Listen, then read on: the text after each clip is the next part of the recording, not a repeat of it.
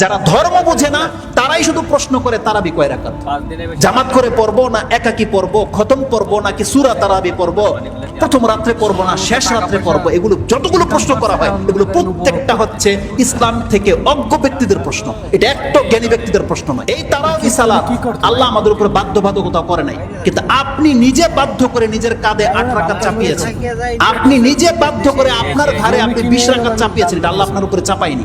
অথচ ব্যাপারটা কি ছিল, যেই ব্যক্তি কোনো রাতে যদি অন্তত পক্ষে 2 রাকাত নামাজও পড়ে, এটি তার কেমন লাগে।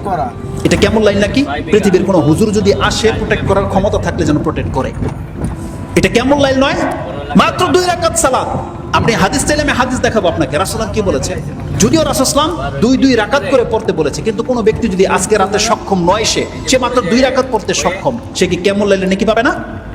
রাসূলুল্লাহ সাল্লাল্লাহু আলাইহি ওয়াসাল্লাম সেই আয়াতের তাফসিরে যে যাবেন, লম্বা হয়ে যাবে, আমি দিকে যাচ্ছি না। সূরা আহজাব 33 নম্বর সূরার 35 নম্বর আয়াতে আল্লাহ কি বলেছে, ওয়া যাকিরিনা আল্লাহা কাসীরা ওয়া যাকিরাত আ'আদ্দাল্লাহু লাহুম মাগফিরাহ ওয়া আজরান আযীমা। সেই আয়াতের তাফসিরে আল্লাহ বলেছেন, যেই সমস্ত মহিলার পুরুষরা অধিক মাত্রায় আল্লাহকে স্মরণ করে, এরা এমন ব্যক্তি, তাদের জন্য আমি ক্ষমাকে লিপিবদ্ধ করে দিয়েছি, তারা আসলেই তাদেরকে ক্ষমা করে দেওয়া হবে, তাদের জন্য আমি অজস্র কল্যাণ, তাদেরকে জান্নাত লিখে দিয়েছি।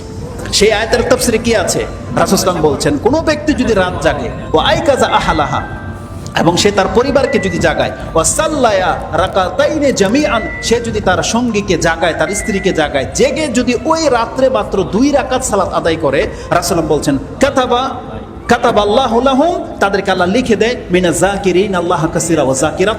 এই পুরুষ, এই মহিলা হচ্ছে আজকে রাতের সবথেকে বেশি আল্লাহকে স্মরণ করা ব্যক্তি, লিখে দেয় আল্লাহ।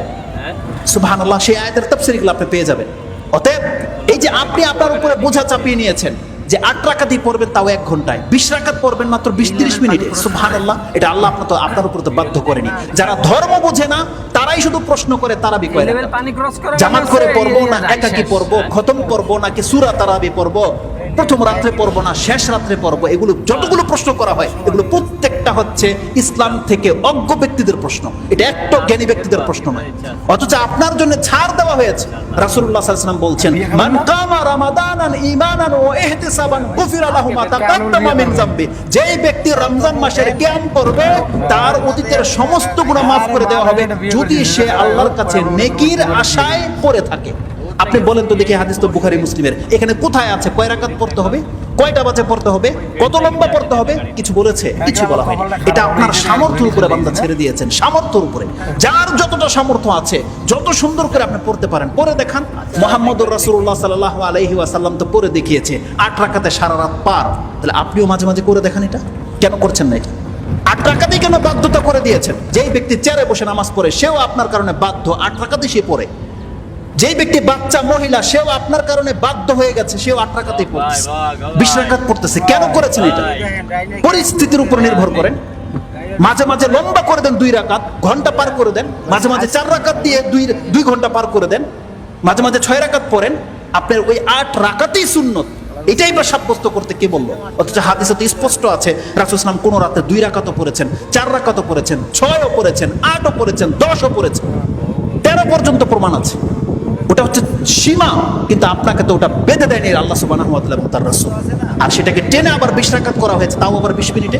এগুলো ইসলামের সাথে তামাশা করা ছাড়া কিছুই নয়। ছোট মুখে আমি অনেকগুলো কথা বলে দিলাম, জাস্ট আপনাকে রিয়েলাইজ করার জন্য, বোঝার জন্য। দেখেন বান্দা, এটা আপনার জন্য নফল, আর এমন নফল যেটা অন্য মাসে এই নেকি আপনাকে দিতে পারবে না। 11 মাস যদি কেউ তাহাজ্জুদ বা তারাবি পড়ে, সেই মর্যাদা পাবে না যেই মর্যাদা তার এই রমজানের 1 মাসে রেখে দেওয়া হয়েছে। আল্লাহ যেন আমাদেরকে বোঝার এবং সেই অনুযায়ী আমল করার তৌফিক দান করে। আকুলু লিকাউলি হাযা আস্তাগফিরুল্লাহ লি ওয়া লাকুম ওয়া লিসাইরিল মুসলিমিন ফাস্তাগফিরু ইন্নাহু হুয়াল গফুরুর রহিম।